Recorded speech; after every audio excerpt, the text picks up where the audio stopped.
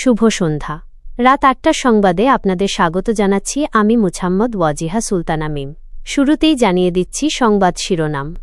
লালমনিরহাটের আদিতমারিতে কৃষকের ধানের খড়ের গাদায় ভয়াবহ আগুন। বিকেল ৪টার দিকে আগুনের সূত্রপাত, এলাকায় ছড়িয়ে পড়ে আতঙ্ক।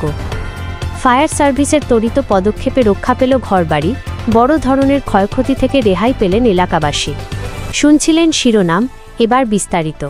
লালমনিরহাটের আদিতমারি উপজেলার ভেলাবাড়ি ইউনিয়নে এক ভয়াবহ অগ্নিকাণ্ডের ঘটনা ঘটেছে।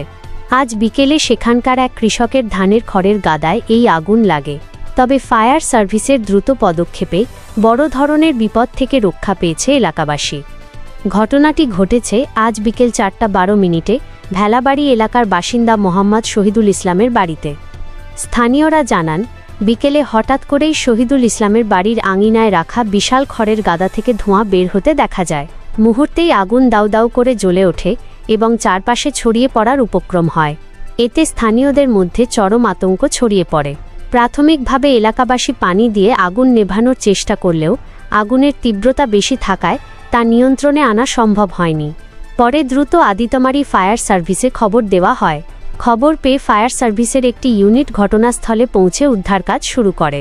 তাদের নিরলস প্রচেষ্টায় অল্প সময়ের মধ্যেই আগুন পুরোপুরি নিয়ন্ত্রণে আসে। এ ঘটনায় কৃষক মোহাম্মদ শহীদুল ইসলামের সারা বছরের সঞ্চিত গোখাদ্য বা খড় পুড়ে ভস্মীভূত হয়েছে, যা তার জন্য বড় একটি আর্থিক ক্ষতি।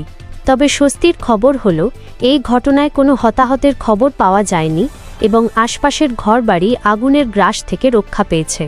ধারণা করা হচ্ছে বৈদ্যুতিক শর্ট সার্কিট অথবা অসাবধানতাবশত বিড়ি বা সিগারেটের আগুন থেকে এই অগ্নিকাণ্ডের সূত্রপাত হতে পারে।